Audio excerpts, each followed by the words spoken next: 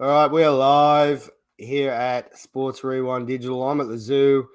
Randall looks like he's in the usual office, and same as Davo. Fellas, how are we today? Awesome, mate. How you going?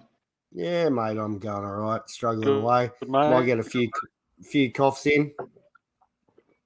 Unwell, bud. I had, Got your had a little bit of head there, I see. yeah, mate. There she is. What is it, Randall? What sort of room is it?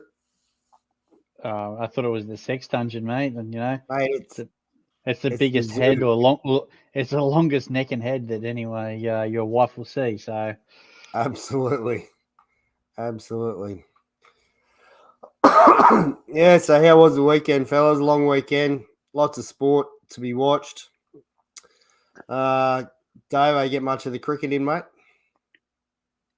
All of it, mate. So good to see. Terrible over rates though. So glad they got fined for it. Mate, I don't know if it's me or whether there's a bit of a lag. It's a bit of a lag there, Randall. Hey, you had a yeah, mate. bit of 80s karate dubbing going on there, Davo. But yeah, it is good to see. Max, headroom. Just suffering the epileptic fit down here. It was good to see a bit of cricket and the Aussies win, mate. That's for sure. It's good lead up to the Ashes. Yeah, absolutely. Let's kick off with some tidbits, fellas. Let's get straight into it. No guest on tonight. We have another race car driver next week. It's an actual rally car driver, a local rally car driver that's competing on the world level. So we'll keep that one under wraps until next week. If you're into your rally cars, jump on. Make sure you give us a few comments and any questions or anything like that we can go through. All right, here we go. Let's pump up the tidbits. I think I'm up first. What about this guy? We mentioned him a fair bit. This is one I did not know about Mr. Glavin. On this day in 1984, the Kings drafted Tom Glavin, 69th overall at the NHL draft. Glavin had been drafted 47th overall by the Braves at the MLB draft a few days earlier. What a machine. So we could have lost him as a baseball player and he could have been playing hockey. So I think Dave, you said you knew about that one. I had no idea about that one. Yeah, I'd seen it a while ago. I think it's just one of those things that pops up every so often where you see all the baseball stars were two-sport players. Like Dave Winfield was basketball or track and field, and Tony Gwynn was basketball. So like all these guys that get drafted for a couple of different sports that end up choosing baseball. So, but yeah, apparently very good hockey player. It's funny though. You don't usually see the baseball and hockey, do you? Especially for a pitcher. But it's funny you say that. That popped up over the weekend, and I think it was maybe Saturday.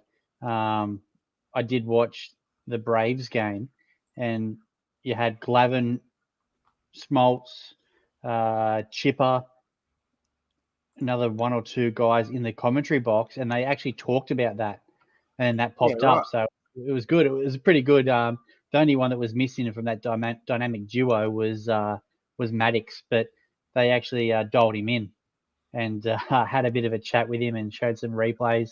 Showed a Chipper Jones, his first ever start as a pop up to first base. Maddox got out of the road and Chipper Jones ran him over from third base on a pop up on the first baseline. So he copped a bit of a spray. Yeah, it was good. I like Chipper on the telecast. I think he's a pretty good commentator. Good color commentator. Yeah, absolutely. All right, my number two one. Fun fact: Mr. Alonso raced in 362 Grand Prix out of a total of 10,086 Grand Prix in Formula One history. 33.33% of all F1s ever. Insane. And this year he's going off. Maybe 1,086 GPs. 10,000 is a lot. It's a lot of years. I think 10,086. there's going to be heaps of that, mate. I mean, I to do with bloody giraffes and everything in the background here. How Giraffes can in you? your ear. Yeah. Hey. Anyway, who's next? Moving on to the third person. Pretty cool. Second Pretty of cool the stat, though. third one. Oh, this is me actually. This one came up last week and had it thrown in the back pocket, but pretty good little thing. But when Sweden plays against Denmark, the scoreboard will display SWE, DEN, so Sweden, and then the unused letters remaining in both teams' names are Denmark. So it's for me, Davo, you too. Like that's our sort of sense of humor sort of thing, and yeah, that really intrigued me. I love that. So that was great. Small things amuse small minds. Absolutely. That's why I was so good. No wonder my wife stays amused. Yeah. Plenty of small things, Randall. Plenty. You to stop coming over. That's right. It's either me or Wildy, so. Well, either way, it's still small things, eh? Wildy, if you're listening. How about this one? Aaron Hicks, absolute bum for the Yankees. They pretty much booed him out of the place when they DFA'd him, a few weeks back. But, they say, change is as good as a holiday. Aaron Hicks has gone to the Orioles with the injury of Cedric Mullins. And how about his slashing? Hitting 345, 472, 586 with a 453 WOBA. It's pretty good, isn't it? 90%. What does it say? 90% base on ball rate and a 14% K rate. He's crushing the ball. 345. Come on. What's that all about? Feed the beard. It is good to see. Hey, there has been a few that have swapped over and they've gone all right. Like Abreu's, gone in and gone all right. And there was someone else. Can't remember who the other one was, but yeah, it's good to see. It's just crazy, isn't it? Like he was this touted bloke coming through, oh yeah, he's going to be all that. And he showed a bit of promise early on, and then he just disappeared. Like he just wasn't performing. And is that just the pressure of playing in New York, or is it just different scenery? Maybe, mate. Who knows? I think it's might be a bit of pressure off, and he's just been traded, and might be a completely different environment. You can imagine, going into a work environment where you're new and you might feel a bit comfortable. He might feel comfortable and just be able to be himself. So whatever it is, I guess Joey Gallo is another example of that, isn't it? He was, he hit the long ball well. His strikeouts were always high, but he went there and sort of just disappeared. He wasn't hitting the long ball either, and then he leaves, and all of a sudden he's hitting the long ball again. Yeah. So, well, change of scenery is probably good because you go to New York, the scrum of media that would be in the clubhouse after every game would be huge because it is New York. But go to Baltimore, I'm not saying they're a small market team, but from a media point of view, they are.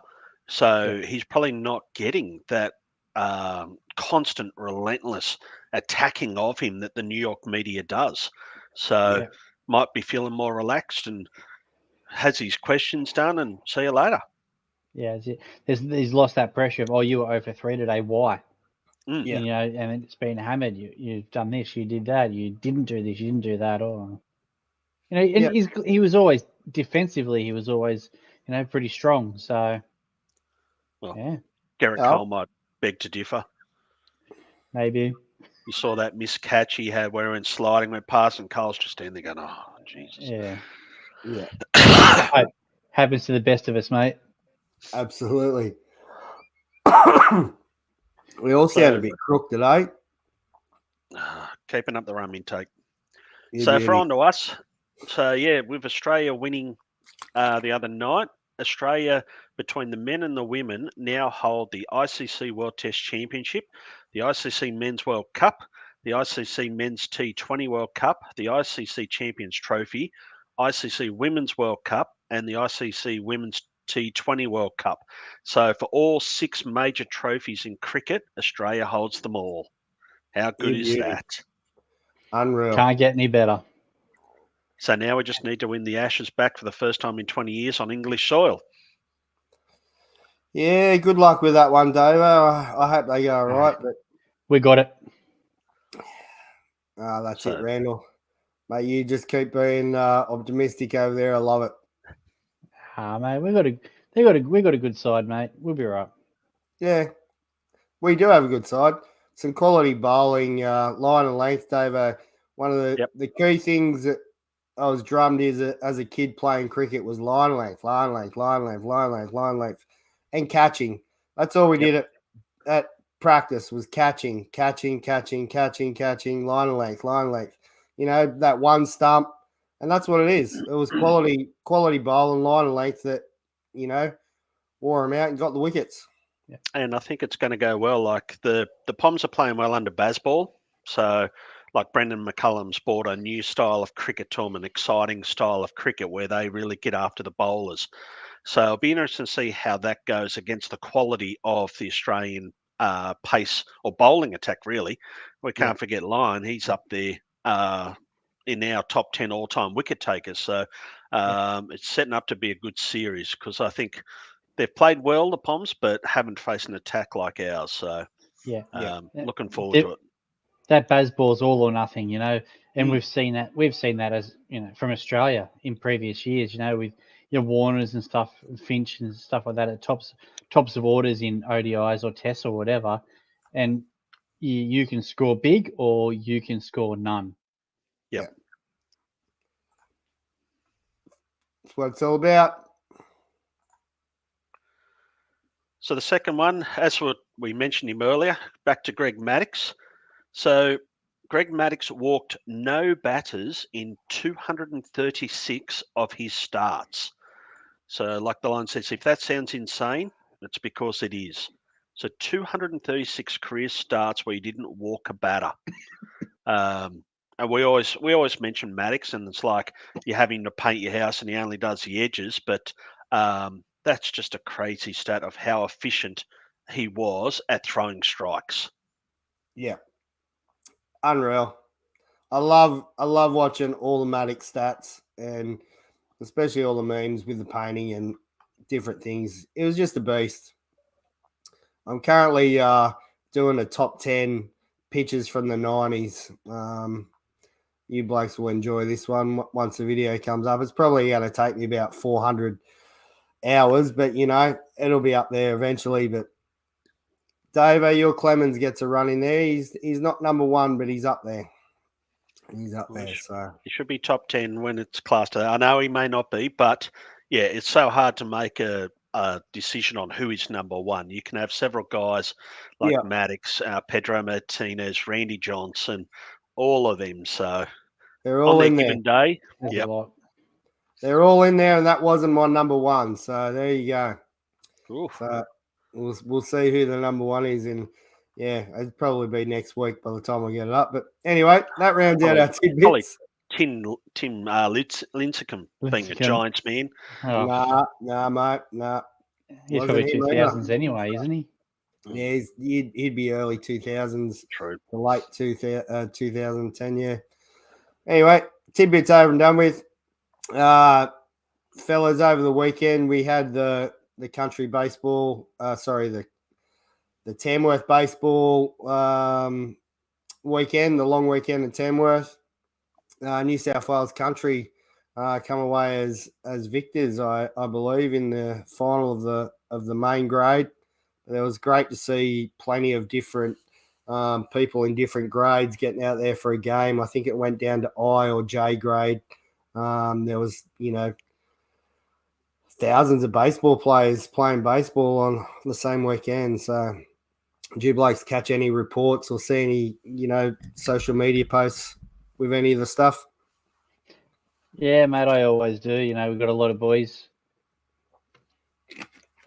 a lot of boys from our club that go away and play in different teams. Dead Stars, obviously, is a big one for them, and also in that countryside, that New South Wales countryside too. So, yeah, there's a lot of stuff flowing around in the group chats and stuff like that. A few dead players who they got to remember, you're not 20 anymore, mate. DMAC, grow up.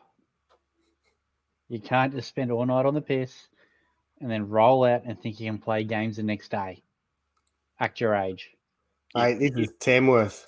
You can when you play like F division or something. Like that's right.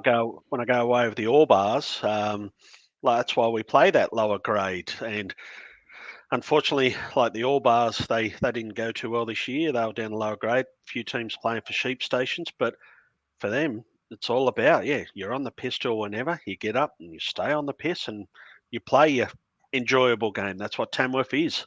Yeah, that's it. Yeah, but these guys think they can play A grade. Oh, well. It is what it is, Randall. I see the New South Wales country teams off to Europe as well. I think they've just flown out or just about to fly out Today, from Sydney as well. So good luck to those heading over there. And it was great to see Tex and plenty of reports from the weekend at Tamworth interviewing different players. And hopefully he does the same thing over there in Europe where they're over there and gives us a sort of rundown of what the games are, who they're playing and things like that. But still the same coaching staff from 20, 30 years ago. Yeah. Al Parrott, Zulu. Yep. All the boys. And good to see Steph Thompson too, still the EO. She's been on all the touring parties with the Australian Provincial and New South Wales Country since it started late 90s. I think it was 96 or 97 or something when they started. So that's a massive thing as well. Hey, Randall, what's going on here, mate? This is over at the Tiger Dome. Yeah, mate. Weekend off, mate. No games over the weekend, so we had a few old war horses that. Well, actually, it wasn't even the old war horses. It was a couple of young spastics actually that got in there, and I don't know what they do, but man, they just dug the absolute buggery out of that mound. So we took the chance while we had it to get in there and dig out 100 odd mil, 100-ish mil, put in a bunch of clay bricks and reset it up. So get rid of some of that holes. But yeah, after the weekend just gone, there was some pretty deep holes in there. It's like someone was digging to China. So yes, I do, mate. These big fat bastards that don't like the holes there. But this is all set up for you now, mate. You had your pitching performance the other day, so all of a sudden waterboard the mound's being upgraded.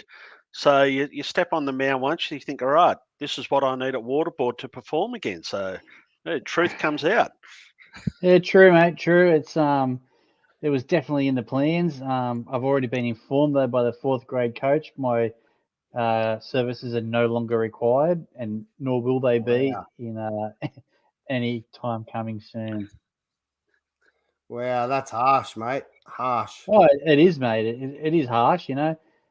I don't know. The ERA was probably pretty high, but I think for 2-point-something innings, and there was a scoreless inning, a 1-run inning, and an inning of about, I don't know, somewhere between 0 and 8.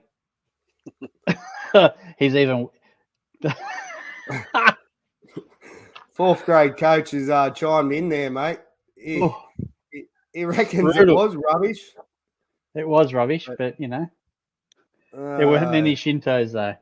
They weren't working at all. You got to get on the Shintos, mate. As soon as you start throwing those, there would be, I actually thought I think I've got the stats here. Hang on, pull it up. You're pitching. Oh no, that's not you. That was 160 pitches. Yeah, no. How about that one? Probably felt like that. No, it's only 50 odd, so I was okay. What about that though? 164 pitches. to force a winner-take-all national championship game. 160 pitches, 101 strikes. Insane. I don't know if the That's a strike big ratio day. is the same, but I've done over 160 in a game against Arncliffe down there near the airport for the Colonials back in the day. So, know what that's Yeah. like. Mate, What do you reckon your max is, Joe? Just mate, I don't know. I think one of those. I think we were on a pitch limit when I had that 10 or 12 inning games against Belmont. You know, that 12 inning game or whatever it was. 12 inning game, yeah. I think we had pitch limits then of 125 or 130 or something. I can't remember. What's Ninja's got to say? Too many strikes for him. You're right, mate. He doesn't throw that many strikes. I've seen video footage and I've seen 6 balls in a row. So that's all I've got on Randall. You know, when he's good at the video footage. Throw plenty of strikes in the batting cage, mate, from about 30 feet. So that's all that matters. You actually throw pretty hard from the from under 10s distance. Randall. Yeah, that's all right.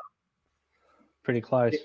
I couldn't tell you how many I've thrown max wise, Randall, but you just threw. I still go by this. Anything over 90, you might as well throw 200 because it's the same result. I reckon it's You're anyway, there, you're warm, you've done the work, so it's like you just keep going. It's not while you're feeling all right. If you've done the work, it's like us. You just keep going. Once you don't get loose till about 70 or 80. Yeah, that's it. Not these days, Dave. Once I'm tired, mate, I can barely make the plate now. Yeah, because that one game does spring to mind, Hutto, where I don't know, you threw 11 innings or something for 1 run or something. Yeah. And I think it was a 1-1 game, and then it was Kenny McGuinness come in the 12th and on your Russian. And had a big Russian and gave up a run with none out or something like that. Like, that. But that 11 inning game, I think it was against Belmont, I think, wasn't it? Yeah, it was. In semi final or something like that, or a final. Yep. 96, Ninja, mate. No, it's not how hard I throw, mate. It was how many we were throwing. Sorry, mate. Oh, that's Randall, 96, is it? Kilometres an hour. Fair enough. Not even. Nah, thanks, fellas, anyway, for tuning in as well. It's great to have you. And Gorick, mate, your friend that you recommended for the show will be on next week. I reached out and he did get back in contact with me. So thanks for that, mate. Really appreciate it. What else have we got here, fellas? Let's what's this one? Nolan Ryan. 41 starts. Who sent me this one? This is a good one. 332 innings in 1974. Jacob deGrom and Chris Sale have combined for just 362 innings since 2020. Yeah, I'm not sure. I did see this one earlier in the week. I'm not sure who sent it, whether it was me or Davo, but it's pretty interesting to think. But in saying that, both those guys have had some long-term injuries too. Like Chris Sale, he's had Tommy John's, or he's already had Tommy John surgery. Injured again now. Yep. Injured again now, yeah. Shoulder this time. Has DeGrom gone for Tommy John? He's due for Tommy John. Yeah, so both of them have had a lot of injuries. Like DeGrom's been up and down for a few years, so it's not really surprising, but it just shows longevity of Nolan Ryan, doesn't it? And just how good he could be and fit. Does it come back to how much they're throwing? Nolan Ryan went out there and he just threw and threw. And these guys these days are sort of, right, you're on your limits. This is what you can do, you can't do, and all that. So I don't know. Is it sort of like he was just conditioned to just do that? And different sport, but same thing. I remember like Curtly Ambrose come out and said they just bowled. He said if they were put on the match limits that a lot of bowlers are now, he'd break down. He said the only reason he didn't break down was he kept going. So I don't know. It may be a factor. Who knows? They might just be injury prone and different guys. So Yeah, but you look at it like in cricket as well, same thing. Like you're saying, they just bowl and bowl and bowl back in the 80s and 90s and whatnot, and they very rarely broke down. It was usually something no, else. yeah, They rolled an ankle, a la Glenn McGrath, but you know, they didn't seem to be having, oh, I've got a stress fracture in my back, or I've got this or I've got that. It was, I don't know, maybe they did, like we talked about, in our group chat, and maybe they just played through the niggling injuries, whereas now with sports science, they identify that early and go, oh, no, oh, that's a risk, can't play Yeah. through that, can't play through that, where back in the 90s and 80s, they just, the 70s, 60s, whatever, there's no such thing as, oh, you might be a bit tight, you might have to sit out a game. Bullshit, I'm in. Put yeah, me in, coach. Completely different in the fact too of bullpens are in early, match up against lefty, righty, whatever it might yep. be. And I guess they're not going longer in the starters aren't going long. There's not many starters that do go long, and the ones that do go long are the older guys, like your Scherzers and people like that. Verlander. And Well, I think you sent me look at through that this stat. one, Yeah, Dubbo. yeah. And yeah, you go through that, mate, because that's insane. Well, it shows the days since a pitcher lasts through 9 innings in a game. So the Twins have gone 1,829 days since their last pitcher threw 9 innings. The Mets 778, the Nationals 769, Tigers 753, A's 738, Rays 737. So it just shows that guys aren't going there. And I reckon for the Nats, it was probably Scherzer. I reckon it would have been Scherzer Yeah. was probably the last guy to do that. Yeah. But you look at the other, I don't know if you've got the image or not, the one we sent through before, the number of innings thrown or pitches thrown by starters back in the 80s, 90s, as how much it's come down. Yeah, it's insane. But you used to see 7 innings was a quality start. You expected your starter to go 7. yeah, Now it's no way. They get through 5 and the bullpen's warming up. Well, look at that Bob Gibson stat from that year that he averaged, was it 8.1 innings per start for the whole year. Yeah, it was insane though. You look back at some of those really good rotations, and they throw 8 innings, and you've got your closer that comes out and just throws the 9th, and that's it. And that's been, that's been a good start. Throwing their 8, and the closer comes in for 1, and that's it. That's all you need. But now, where other workhorses, it just doesn't exist anymore, does it? No, it doesn't. And does that that also come with velo as well? Like, these guys are now trying to throw harder, so they're not working a zone. They're not working east-west. Hard in, soft away, or things like that, and they're just up there just trying to throw express. We talking about baseball here still, or what? Well, don't know. You know what I mean? Like, if they're just out there just trying to throw 101, they're just trying to throw their arm off every time. They're not going to go the length anyway, are they? So maybe, I don't know. Does that have a difference? There was a stat on Nolan the other day that back in the 80s or something, he was clocked at 100 miles an hour. So they worked out the science of it, that back then the machine would pick up the ball when it's 10 feet out of the hand or something. So they did the science on it and worked out Nolan was probably thrown about 107, 108 miles an hour to be accurate. I've seen that one, Dave. That's a gem. That's ridiculous, isn't it? I don't think you've got the slide for it, but the one we talked about the other day, the number of times during the regular season that an MLB pitcher threw 115 plus pitches. So in 88, it was 841, 93, 788, 98 was 814, 2003, 464, 2018, 47, and 2023, 2. Yeah. So gone are the starters, but that again comes back to like lefty versus lefty and situational plays, Yeah. but just shows the number of pitches starters are throwing is diminishing. Yeah. We had a pitcher go through 8. I think it was for the Brewers. Might have been the Brewers. Was on a no-no, and then got hit off in the 8th, and he's gone. But how about this guy? Speaking of quality pitchers, got himself a bit of a go there for the Giants. Hey, absolute gem. Oh, Craw. He's on his bit of a farewell tour, I think. This will be his last year.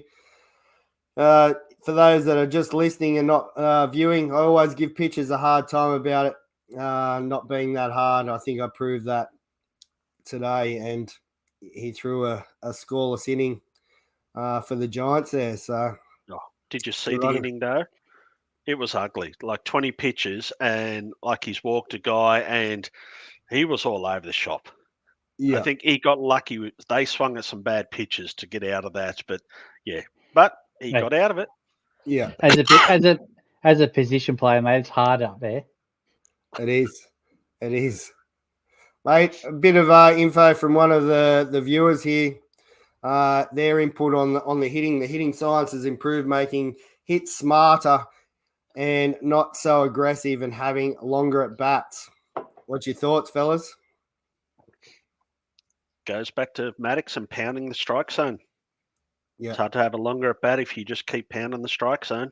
Yeah, no, and especially you just got to get ahead. I know players are hitting long balls and things like a lot more long ball, but it's you got to get ahead no matter what grade you play. Even even our local 3rd and 4th graders that are probably in the chat right now talking about it, coach. You just got to get ahead. You got to get ahead. Most important pitch is strike one. Yeah, absolutely. Work from in front. Forget everything else. Like you think as a hitter, as a hitter, it's like if you're up there, how your mindset changes if you're facing 1-0 compared to 0-1. Yeah. Same as 2-0 versus 0-2. Yeah. 0-2, you're just going defensive, try and put into play. 2-0, you're gearing up, you're trying to find that pitch in the one spot to launch it. So it goes back to throwing strikes. That's it. Sure. And knowing full well they have to come with it too. Yeah. Yeah. Love your feedback, mate. Thanks for the question there. And hitting science has definitely improved. You look at things like, the drive line, not only for throwing, but also hitting and all the different sports science things that are out there. It's pretty insane. While we're talking about hitting, what about this one today? Oh, JT hit for the cycle. Come up first and hit his solo home run, and then hit a triple off that crazy wall piece at center. Sort of goes across, and up again, and perfect sort of spot got tangled up and went like on a different angle, and then I think he hit a single next, and then the double almost went out of here. The double hit the yellow on the wall at the top, so it was a crazy day for him. Well, I'm sure he was sitting there going, "Don't review." Yeah. Well, the double could have been a triple. It just bounced straight to the center fielder. It went to that corner again. And if it didn't ricochet the way it did to the center fielder, it would have been interesting to see if he tried to chug out another triple, or whether he just held up at 2 for the cycle. Yeah. Mate, if you're the third base coach, you're giving him the old stop signs. Hold up. Surely. I think they ended up losing the game as well, didn't they? Yep. Yeah, they did. Insane. Imagine having a day hitting the cycle and losing the game. This guy's also pretty good with the hits and losing games. Wrong button. Oh, it's showtime. Which one of you blokes sent me this today? I love it. Yeah, that was me. Yeah, it's pretty good though, isn't it? Same old. If you're talking about breaking records, you know it's going to be showy. But look at that. MLB players with 20 plus home runs hit and 100 Ks pitching in a season. He's done it 2021, 2022, 2023. What a And legend. he won't. And he'll do it for more years. Of course he will. It's unreal. Yeah. I love it. I love watching him play. I'm not an Angels fan by any means, but love watching him play. As a baseball fan, it's good to see. Yeah. He just brings so much excitement. Every at bat, like he hacks and he hacks hard, but then he looks like he's going to hack hard and then he just pokes one, or just flips something opposite field into left field, or you just love watching it. I love watching. He's just cheeky too. He's just got that sense of humor, making it fun. It's like us playing beer league, trying to have a laugh and have some fun, and that's him getting. He's probably going to get how much you reckon next year, 500 mil or something to go play baseball. It's insane. It'll actually be really good to see what he gets later in the year, and when trade deadline's coming up, and see what happens. Yeah. We might have to have a little bet on that as we get closer. Yeah, between us, have a little stake on that on what he's going to get. It'd be good. Right, the Angels. Remember, the Angels are going through. I picked it earlier in the year, so mate, I think the Angels are going to pick a few players up this year, and they're going to go all the way. So they're above 500. Spend a few dollars, and well, you know what above 500 does for your Boston Red Sox coming last, Davo? Not much. Yeah, in the West. It's all about the division, mate. Yeah, it's good for third. I think. What are they? 2 games above? 2 games or 3 games above 500? They're 544, 37 and 31. Yeah, 37-31. They're still they're 5.5 games off Texas, but only 1 game behind Houston. So see what happens. Another big hitting one this week was with this one. Old Cut City. Yeah, old Cut, eh? What a legend. Good to see him get that back at home. Yeah. For the Pirates. Absolutely. Yeah, I love seeing him in the black and gold. I think that's where he belongs. So, yeah, it's awesome. It's still performing. Mm-hmm. Yeah, he is. He is. And for a first place team, I think it's been good to get that veteran presence back. Like the Bucks did well last year with that young lineup, but throwing him back in there, just that veteran presence, is doing them well. Jesus, mate. Yeah. I'll keep pressing the wrong buttons here, but yeah, I agree, mate. Totally agree. It's great to see him back there in the Pirates doing all right. I hope it's not just a 1 year or two. I hope he's there for another year or two. Like he's still performing. He's still, he's like you said, veteran presence in the dugout. They probably need that. They need a bit of a leader in the clubhouse while that team's still young. Yeah. Here's one for our audience. All 4 of you that are listening in live there. We've had a bit of a discussion with this one during the week, so please let us know in the comments. If you're watching the replay as well, make sure you comment here. But fellas, we've talked about this, and I'm just going to read the question, and we're going to come back to it. We're going to give our answers later on and let people talk about this one. So hardest record to break: Nolan Ryan's 5,714 strikeouts, or Ricky Henderson's 1,406 steals.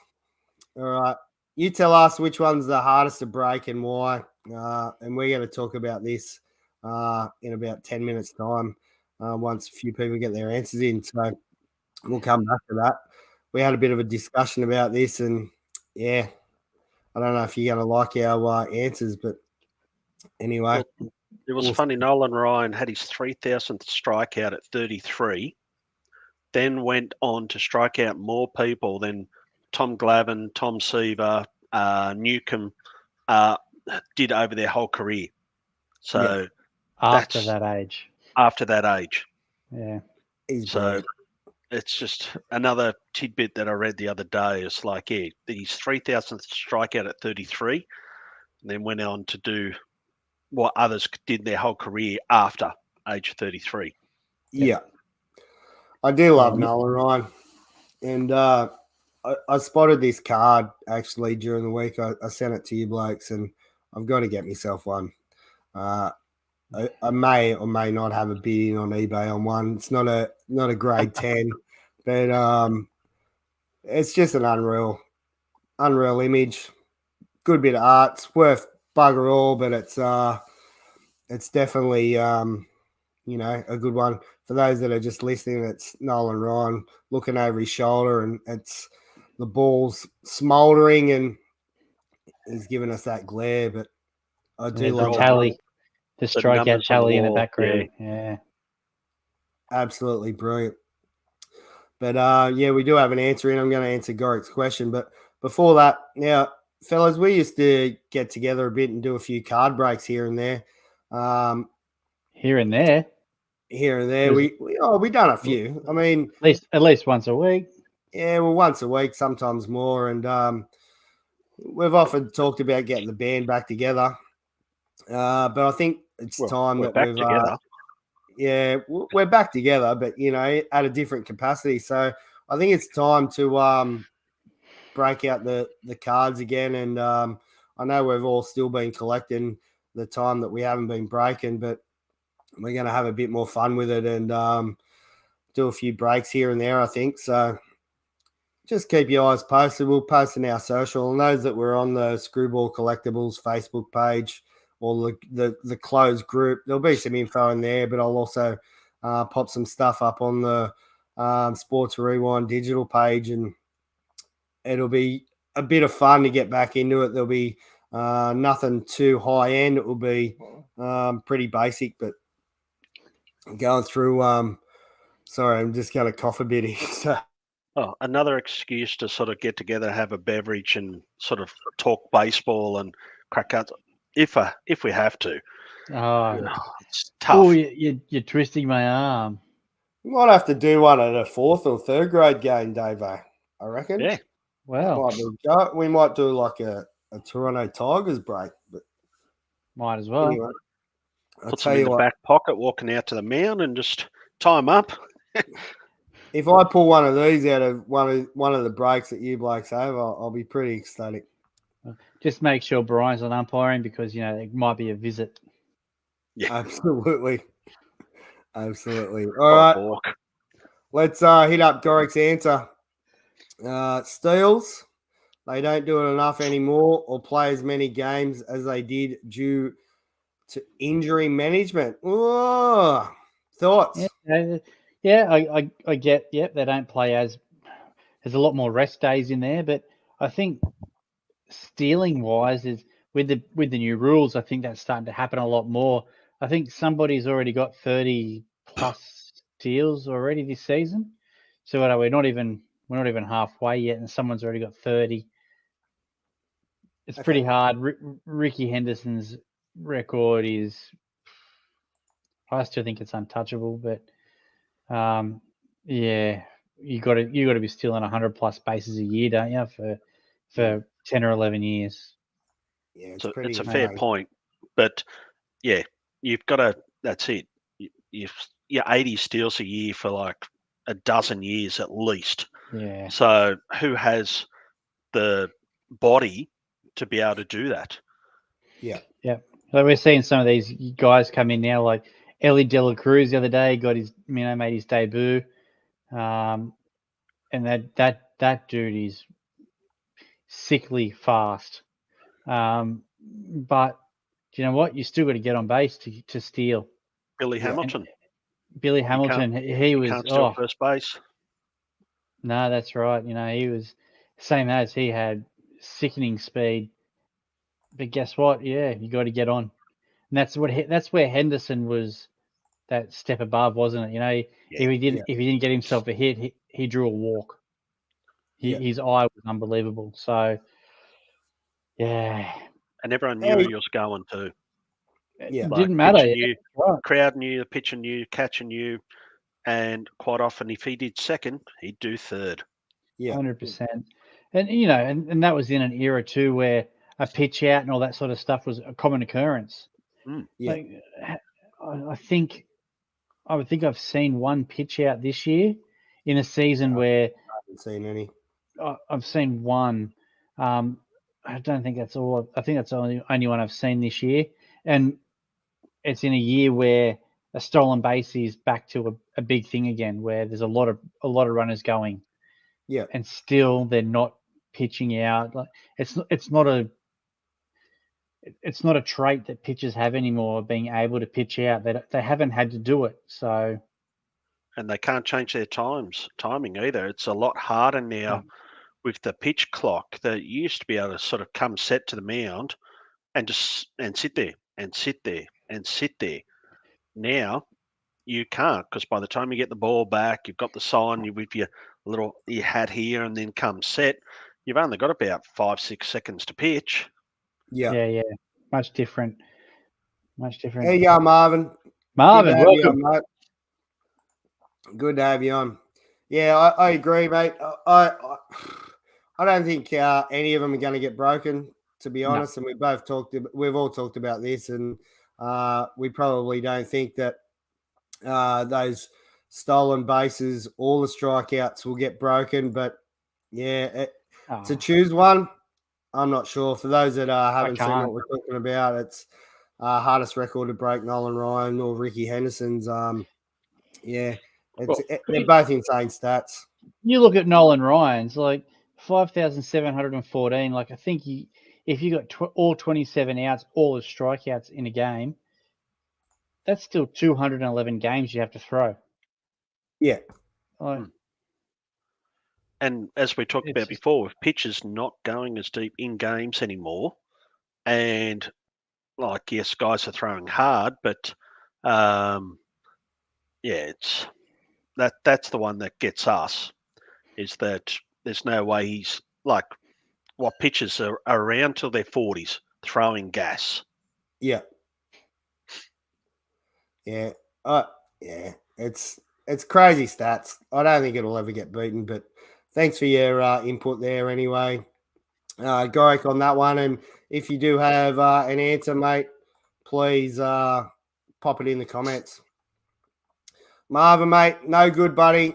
Go and get yourself a feed, have a sleep. And, mate, if you're listening to us, we'll put you to sleep any day, all right? So go and get yourself a feed and get into it.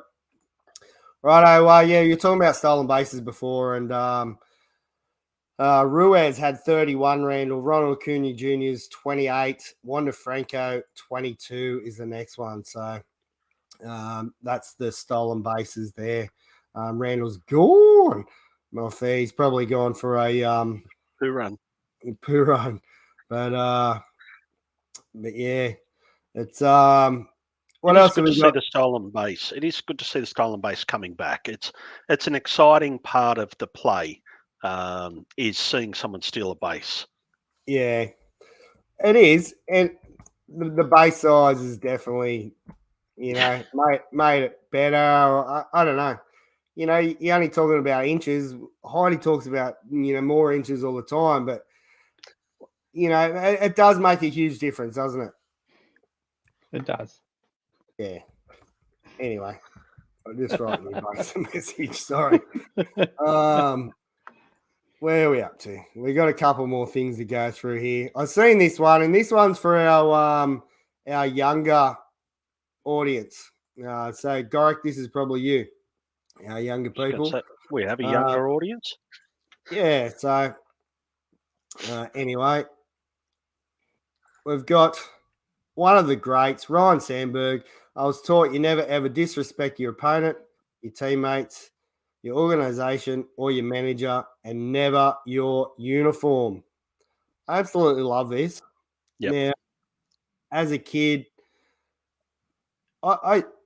we grew up in a family that, we didn't have heaps of money or anything like that. So, getting a Rawlings baseball glove or something like that was pretty special. I still had, I don't know if you remember the little glove I had, little Rawlings Randall. I remember going down with to baseball dugout with We went down. Me and the old boy went down. Old Tommy, the umpire, he was going down to sell some bases. There was someone else with us. I can't remember, but I still remember that glove. I think I was about 9 or 10, so it's a fair while ago. It was $100. This Rawlings baseball glove, beautiful. It was about as big as what my hand is now, and I had that glove forever. And I looked after it because of this sort of thing that was taught back then about looking after your equipment and looking after this and looking after that.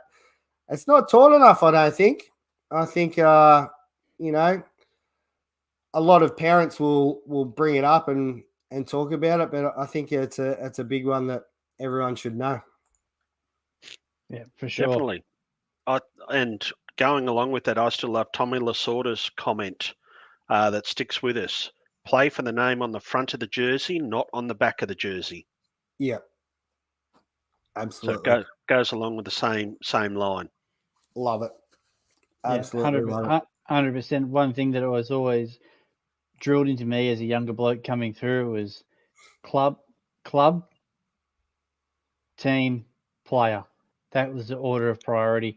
Club first, team second, and player was last. So people, especially younger, I feel the younger people coming through forget that it's club first, team second, and then player last. Yeah, it's what we push on our kids, and like they're only 12 and 10, but we say to them, you might be the best player in the world, but if you're a shithouse teammate, then no, I'm sorry, you're getting a kick in the ass. I said the number one thing we make sure we instill in them is that they're a good teammate, a good club mate, a good teammate, and then the individual performance comes afterwards. Yeah. And that's what we push on the kids and just hope they get out of it. Like what we had, we all brought up that way. So it is about, making sure the team comes first. Being a good teammate goes back to this one we talked about earlier, Randall. Yeah, it does. Maybe having that good surrounding and makes a big difference. So, I did enjoy that one, and thought I'd like to share that one with the younger viewers. Got a few other slides here to bring up before we move on. I thought we are going to have a quick one tonight. I was wrong again. Thanks to those that have tuned in and some of our new friends that joined the podcast tonight. So this one here, I absolutely love this. I'm a big fan of it. The Cleveland Browns put a big they do a poll on what logos they should have, and I absolutely love it. The new dog. What do you both think of it? It's different to the old helmet. I think that's what their old logo was, wasn't it? Just the old helmet. So yeah, still got a bit similar traits. That the bit of hair down the middle of his eyes, and it's white.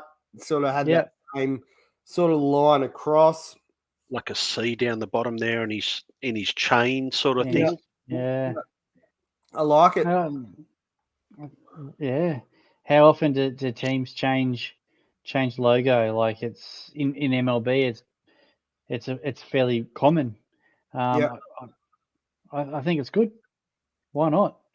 Absolutely. TF Hudson just joined us. Marvin will go for a feed with you, mate. He hasn't had a feed for a couple of days. Yeah, he hasn't slept either. I'm a bit late. 1 cent wings Thursday, anyone. I'll be there pending man flu. But yes, you haven't missed a whole heap, TF Hudson. Just go back and watch 54 minutes of us dribble. What's his take on the harder record to break? Yeah, Tim, if you haven't, we'll replay it for him so that you can see it. There's a slide here that you got to vote on, Tim. What do you think's harder? Let us know in the comments. He wouldn't know about either. 3 barrels of 1 cent wings. Nolan Ryan's 5,714 strikeouts, or Ricky Henderson's 1,406 steals. Let us know. Mate, he wouldn't know about striking blokes out or stealing, so don't even ask him. mate. He had a couple of strikeouts. Jughead, a former guest, has piped in. Good to have you on, mate. He struck out a few. It was like, the Ephus pitches that, they have a few big swings and misses. Henderson for sure from Jughead, mate. Hard one to break. I just don't know how anyone is going to beat any of them. To be truthful, it's massive. There's a few there, mate. There's a few there, like Cal Ripken's Junior's record as well. Like there's a few there that I don't think anyone can get close to ever again. Yeah, 56 hitting streak, 56 game hitting streak. Booney's 56 beers. Yep. Hasn't someone got like a 25 or 26 hit game? Yeah, Semien game for Texas. Semien for Texas, yeah. I haven't really been watching it too hard, but yeah, I did see he was sort of 25 or 26. Batting 400. Game hit streak. Yeah, they're batting 400. That's definitely in jeopardy, but yeah. 27 strikeouts. 20 strikeouts in a game. 20 strikeouts. I think those sort of ones could be broken, but I think those ones where it's longevity, where you've got to have played for 12 plus years and been that consistent for that entire time, I don't think those ones can be broken. No. I just don't think it happens anymore. Yeah.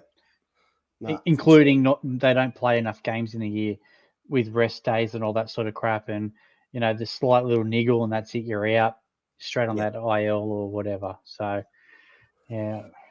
Good luck beating any of those records. One last slide for you, fellas. This one, Randall, I think it was you sent me this.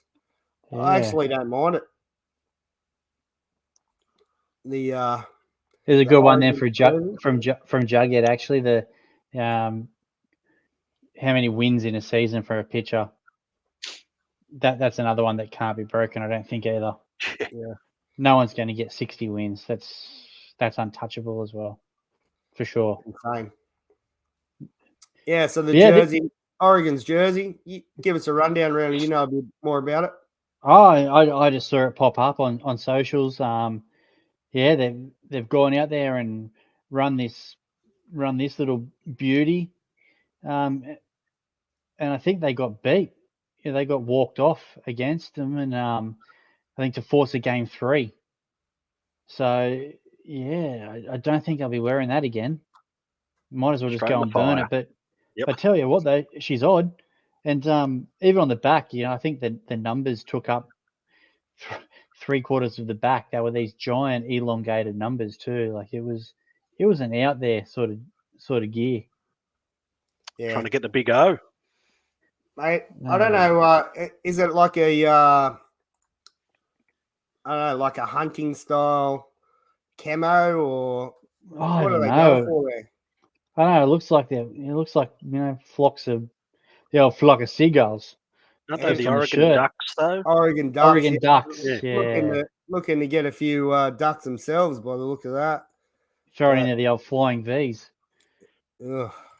The old flying V, eh? Yeah, shit house for a cricket jersey. Yeah. Ducks. I think that's all our slides we've got for tonight. But we've also got plenty to talk about. Let's go through the MLB standings. Hey, Jughead, your Atlanta Braves are going all right again this year, mate. I've enjoyed watching a bit of the Braves lately. It's been pretty good to watch. Another one we've been talking about a bit, Randall, is your Orioles, mate. How have they been going this week? Mate, they've been going all right, actually. I've been happy sitting back, kicking back, watching those guys. They're up there. They are up there. I don't even know what to say. That start of the year, I thought maybe, is this a little bit too good to be true?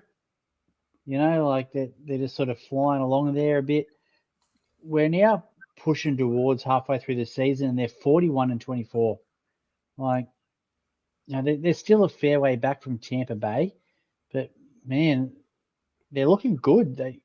They just lost. They lost a series 2-1 to the Brewers, but then they turned it Brewers, yeah. around. I think they swept Kansas City. I think.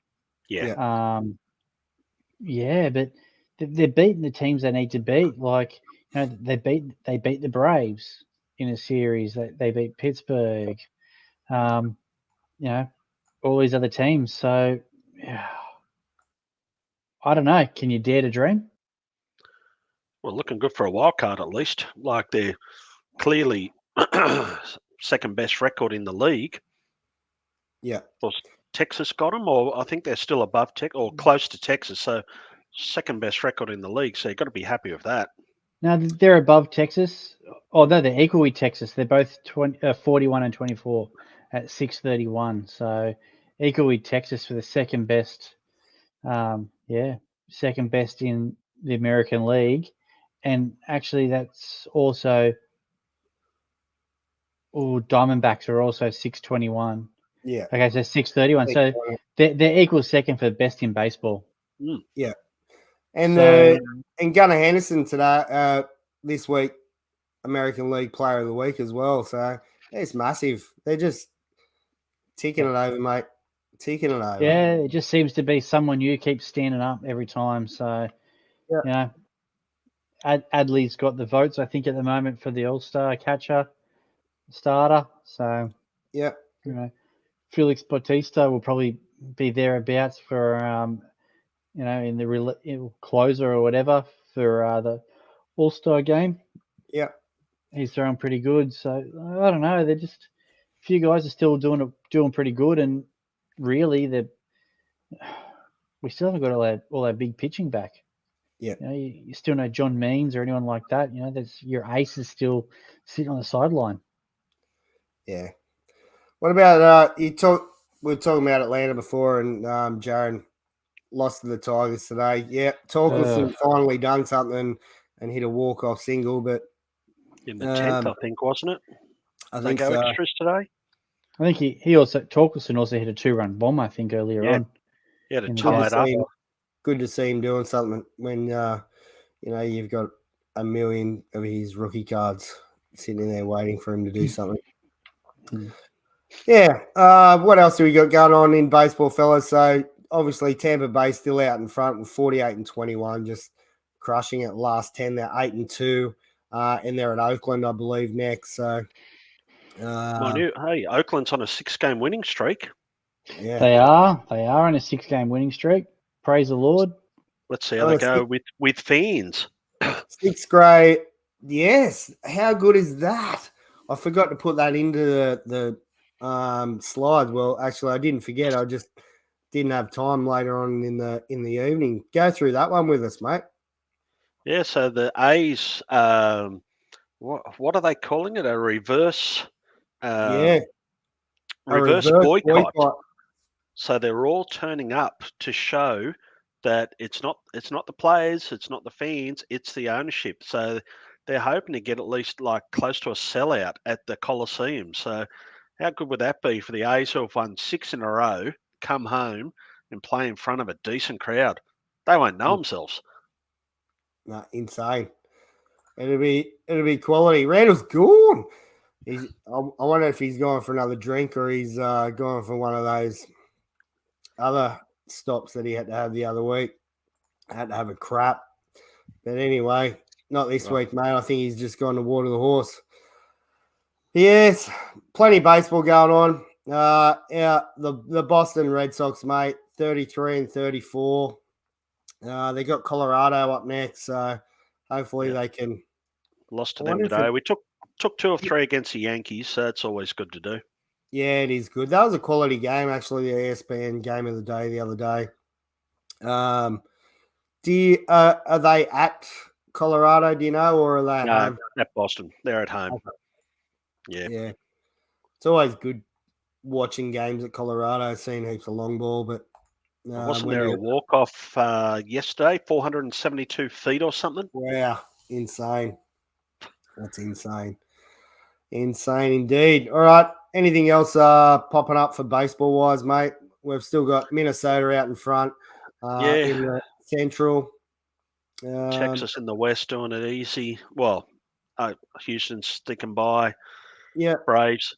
I think we worked out what was it? The Mets and someone else and the Padres have spent 800 million or 500 million so far this year for a combined 55 and 60 record or something.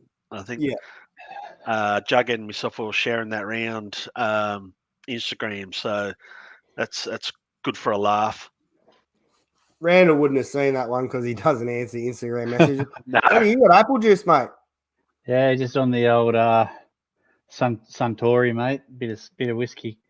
Oh yeah, nice. Yeah. Nice. Only other thing in baseball, that Gunnar Henderson who you spoke about, his long ball the other day was actually the longest Utah Street or flag court home run in an actual game. Yeah, right. Obviously, I think it was Griffey hit one off the warehouse. Yep. In the home run derby. Yep. But as an actual during a game, that was the longest home run out onto the flag or Utah Street. Yeah, massive. So that's pretty well matched. I think it was 462 feet or something like that. Crazy. How about this bloke? This bloke here, Jughead, plays for the Mets, doesn't he? 800 million. Love to see it. I hate the Mets. Mate, love your Vogelback. Yeah, 59 and 66 they're combined to be, and yeah, $800 million. It's your team, mate. You got to love the Mets. Oh, we got to get a comparison up, don't we? Yeah, we do. Might have to bring that in next week, mate. After Hendricks won the other week, I think we need to get one in. Yeah, for sure. Right, fellas. If there's what was that? Gets released this week with Voigt coming in. You've heard it here first. Well, that'll stop New York sinking. I reckon New York is sinking, and one of the comments was, "Well, why don't we just let Vogelback go so it stops the city sinking?" Absolutely. I think there'll be a few clubs jumping on to pick him up. That's for sure. I'd say. Yeah, I think so. I think it's all right still, occasionally. And Voigt's just a right-handed version of him, so exactly still slow as just a DH. So interesting. Fair enough. Righto. Let's leave it there, fellas. We haven't even talked about cricket or NRL or anything, actually. Oh, cricket. Stop it. What's going on with the cricket, Davo? We watched a fair bit over the weekend. Yeah, so it was good to see us win the Test Championship. Like we said before, atrocious run rate, but our bowling just did the job again. Our batsmen, even though we haven't had a good sort of warm-up for it, it was a good test. Everyone did what they had to, and a great lead-up for the Ashes. The Ashes starts a couple of days, I think, or a week, so it's a good lead-up. The Indians are whinging, calling Cam Green a cheater, but I think you could clearly see fingers were under the ball. Ponting called it straight away on commentary. He said, look, fingers are under the ball, but Indians are now whinging on social media saying it should be best of 3. Why have it in June in England? But I love it. It was a neutral pitch. And Indians, they never play well away from home. So it was good to see sort of Travis Head score some runs. Nathan Lyon took up a few wickets in the second innings. So great lead up for the Ashes. So it's setting up to be a good series. Yeah, mate, I agree. It's just it's ridiculous, isn't it? Like India want to complain when they're the ultimate pitch doctors in the world. You know, things don't go their way and they're the first ones to complain. Things go their way and everyone else is a whinger. Like how many times that catch could have gone either way at the end of the day. Yep.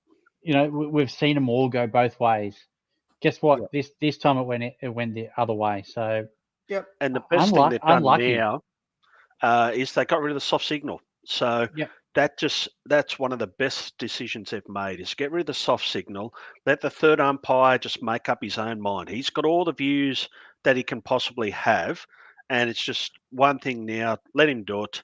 and yeah, it's good for the game. But I love Jughead's comment. It's Yep. quite true. You might have It to put is. that up, Hutto. Read her out, fellas. So yeah, the Ashes starts this Friday. India sound like Belmont. We want a 3-game series. Oh wait, we lost, so let's play one game. Yeah. Belmont cricket sound like that, do they? Maybe. Come on, Jughead. Come on, mate. I do like that one. Also, this one, will Warner make it to the Sydney Test? That's tough. He will. Steve Smith has even come out and said he's got to score runs. I think if he struggles in the first few Ashes tests, it'll be hard. If Yeah. he's mediocre, makes his 40s, I reckon, and we're winning, I think they'll carry him. But there's a lot of tests between now and Sydney.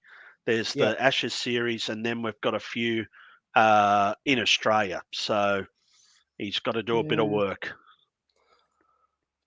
I love Yeah, the but bloke, but I think you- he's you gone. think- You think about though who we're playing in Australia too. Like, we're not playing England. Like, who are we playing? We're playing like West Indies, or West Army, Indies, or then Pakistan. like you tell me that they can't carry him to retire. Yeah. You know, against a team like that, they'll be able to carry him for Mate, the viewers have retirement. spoken. Drop him. Candace will take him to a cubicle with Ponga. Ooh. There you go. Big calls Candace has there. got Big bigger calls. balls than him, though. Yeah, Uh, I agree.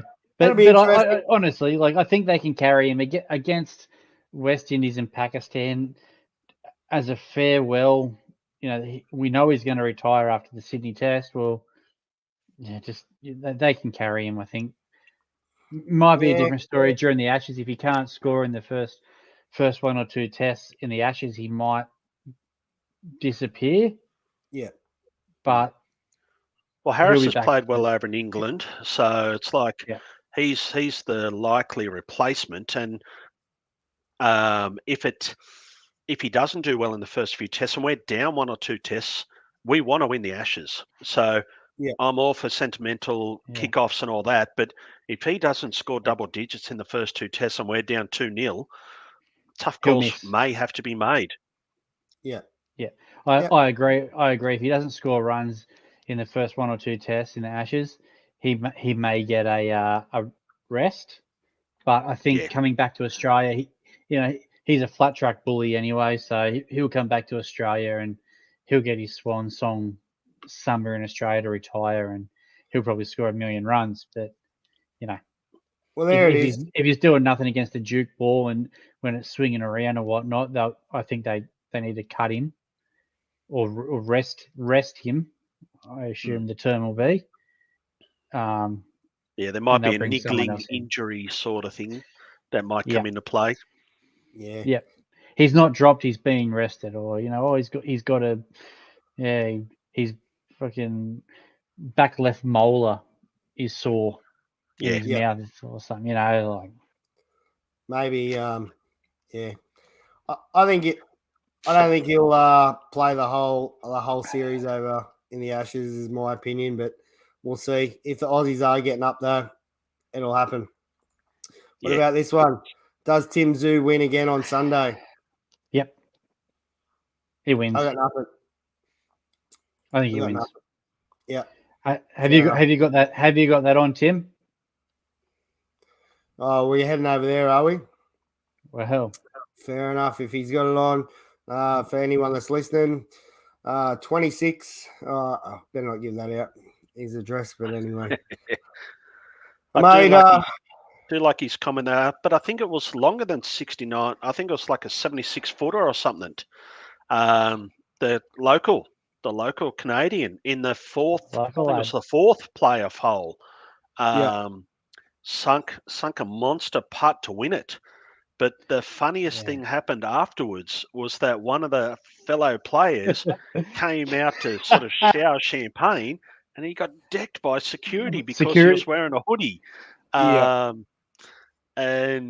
I thought it was great, but it was a hell of a putt. What a way to win it.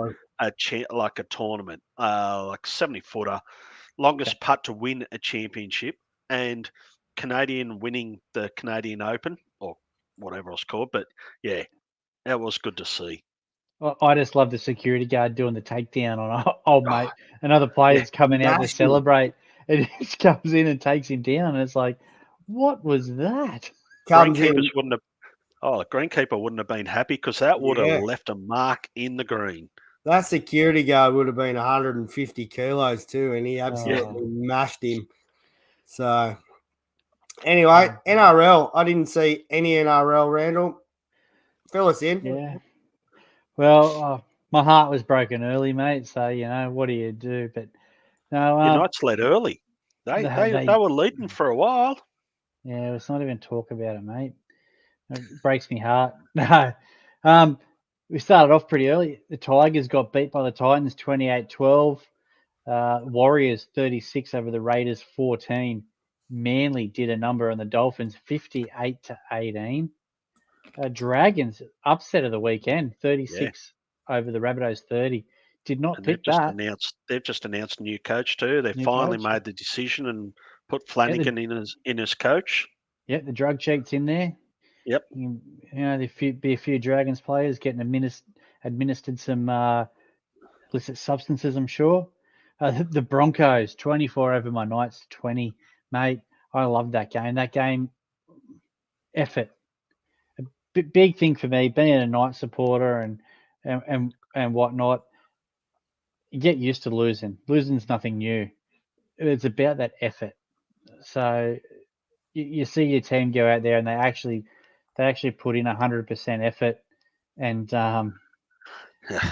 Manly finally won a game, so of course Van Dijk's commenting. You don't hear from him for ages, and Manly finally win a game. Yeah, last I saw they had a draw with the Knights. Yeah, good team, champ. But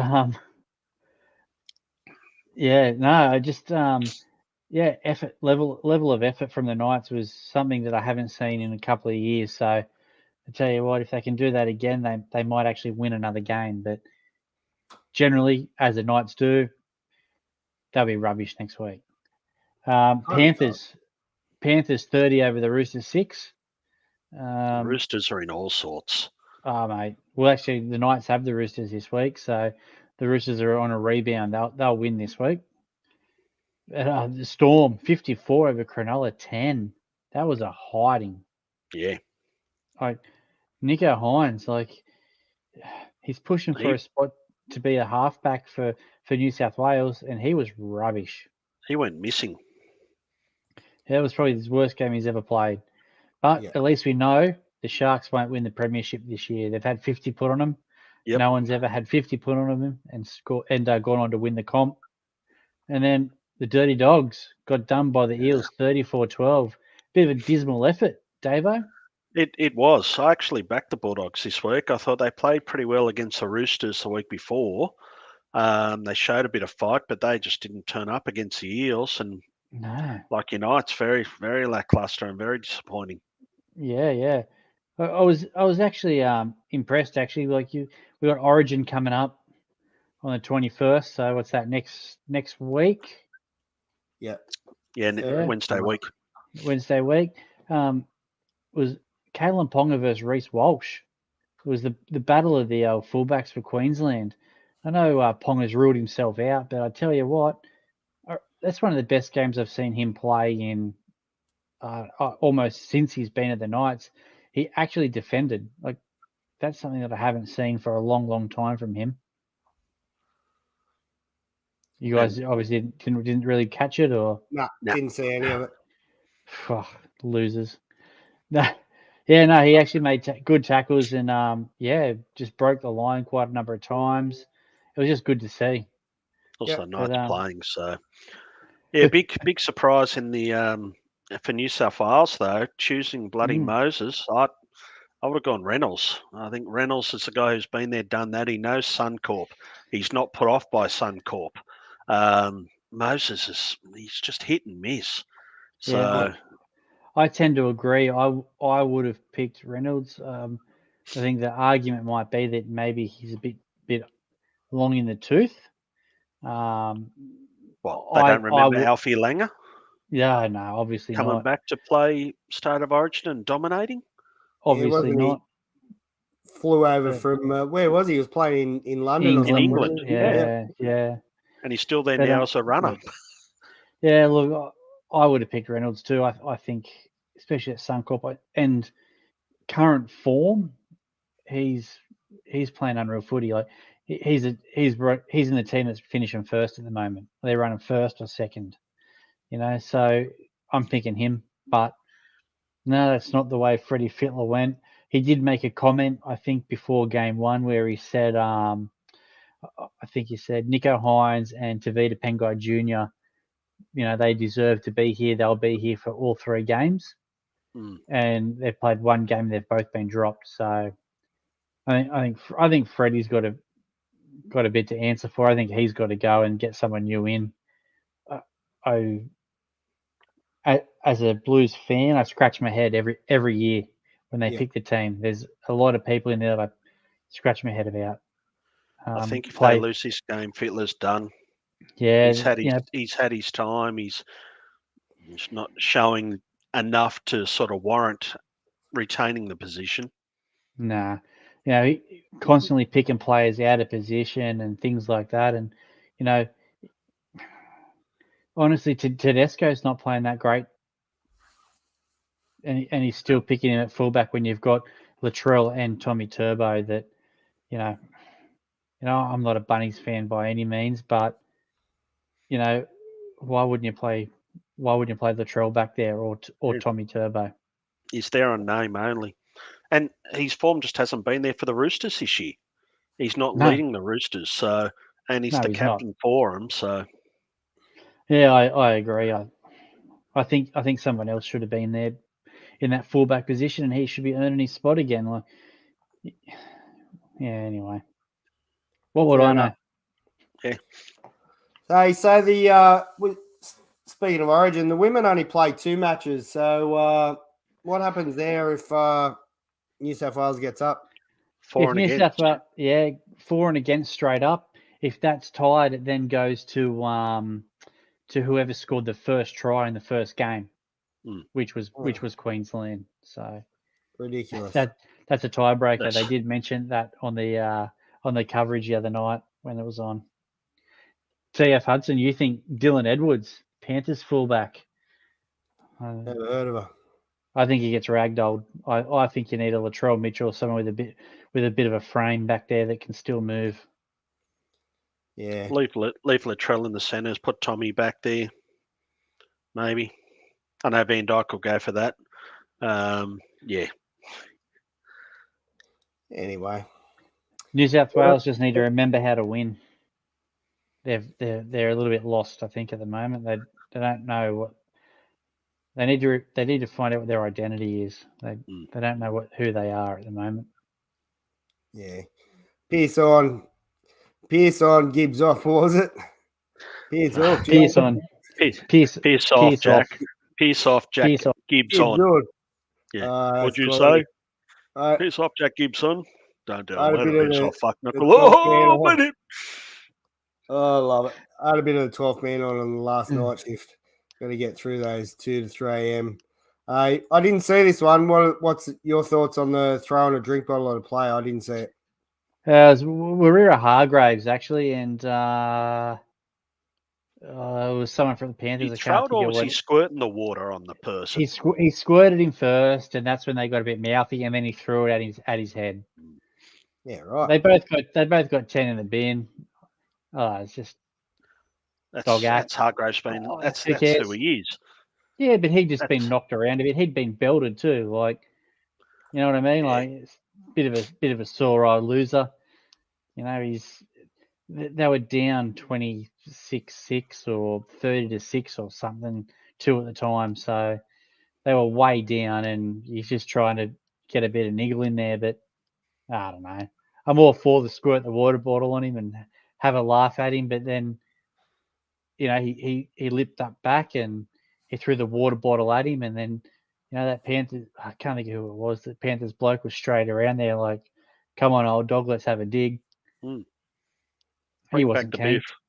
He wasn't keen though. He's old warhorse. He's not interested in that shit anymore. But yeah, I don't know. I thought it was poor form from him. Yeah. You've done nothing on the field all year. You've probably done nothing for probably the last 2 years. Stand up and run the ball and hit up rather than niggle and carry on. So the one thing State of Origin needs, which I know won't come back, is Roy and HG. 100%. The commentary is just atrocious. Doesn't matter like who's doing it now, but Ron HG, they never tried to be serious. They had fun with it, and you enjoyed it. Now you just want to put it on mute. You don't want to listen to the commentary that's there. No, 100%. No, the only times of the year I listen to the NBN coverage is State of Origin and finals when it's not on Fox. That's it. I just can't handle it. Well, at least I love me Roy and HG. Listen to your petrol 70 cents a litre or your salt and vinegar. Yeah, Smith's salt and running vinegar. Running away from the card table. Yeah, running away from the card table. I tackled on the Triple J sign there. And that's all it was. It was the game was on full mute and the radio was pumped. Yep. Wishart, what's he doing there? Why isn't he back on the team bus? Who let him off the bus? Quality. It was always good. I think the front bar should do something. Mick Malloy, how good would that be? That would be Mick Malloy and Sam Pang. They're be close to Ryan HG. They're good to watch. Yeah, they are good to watch. I'm starting to lose the voice, fellas. The Aussie Drop Bears played against the Savannah Bananas. We forgot to mention that earlier as well. And in a couple of history, things in history that were made, we had the first wedding proposal. We had the first international team to make, a double trick play. Maxi Brennan had, a couple of trick plays there. And they also had their first ever washout game with the Savannah Bananas. And I believe today went on to game 4 and washed out another one. So the good old Aussies can bring over a bit of water, that's for sure. Nino. Did you blokes catch any of the live streams of that? Yeah, Funky Phil going on the tarp and going up in the full cricket gear as well. But even the commentary, it's like when they had Ox up there for the Vegemite. Oh, mate's grabbed a spoonful like it's Nutella. And Ox has just gone, nah, you're doing it wrong. You want the smallest amount. They just still don't get it. But it was a great series, great promotion for the game. The Aussies went there in the right spirit, and they got a lot out of it, and the Bananas got a lot out of it, and it was a real good series for the game. It was, and they're looking to bring it back over here, which is great. If you did miss the interview I had with Matt Cavill, check it out. I'll link it in over there or that side or wherever near the giraffe. Yeah. But it was a good interview. He just sort of said it how it was, and I believe they've sold a fair bit of merch over there as well, which is fantastic. Plenty of hats, shirts, and things like that, and jerseys, the reversible jersey. But also some of our culture into those live streams. So they were talking about, this is probably one of the best things for me, was them telling, the world about the pros and cons of being in Australia, and there were some absolute classics. If you haven't watched it, go and check it out, because it was unreal. Everything will kill you. Everything will kill you in Australia. Yeah, absolutely. And they're talking about some of the good foods and things like that. So if you haven't seen it, go and check it out. But let's leave it there for tonight, fellas. Hour and a half in. We'll have to get Cav back on so that we can all get a sponsor hat and run some hats. Absolutely, mate. We'll be talking to Cav again soon, because the Down Under Winter Classic's on in a couple of weeks, which Randall and I will be at. Yep. It's on in the Gold Coast early July, and runs for a week up there. So all ages, I think it is. It's around under 12s right through to 10s to 18s, I think. 10s to 18. So it's a great one to check out. All right, fellas. Let's sign off now, and we'll talk to you again. Oh, next week I believe we're going to be on a Monday night next week. I haven't checked in with you guys to make sure that's okay, but What night? possibly Monday night next week. Okay. I've got it down here, I think. Anyway, Pretty sure I'm not booked. No. Big shout out to all the guys that commented tonight. It's always good to see. It's good to get the live feed happening and getting everyone's input on things. So good old Timmy and Jughead and Gorick and everyone. So it's good to see guys joining in. It is good. Yes, TF, the stubby holders are in process. There you go. Fellas, till next week. Have a good week. Good luck at baseball on the weekend. I'll be at work. But yeah, go those Toronto Tigers, and hope you all get in plenty of sport this weekend. Yeah, star new recruit appearing this week too. So yeah, keep that in mind. Yeah, beauty. Oh, good luck. We finally Good got luck. a decent picture. Apparently you're done, mate. You'll be back playing 4th grade with me soon. So could say that, Dave. I could say that. Yeah, I'd be happy with that. Yeah, mate. I'd love to have a throw and a beer with you, or you can have a rum, but it'll be nice. All right. Peace out, fellas. Have a good week. All right.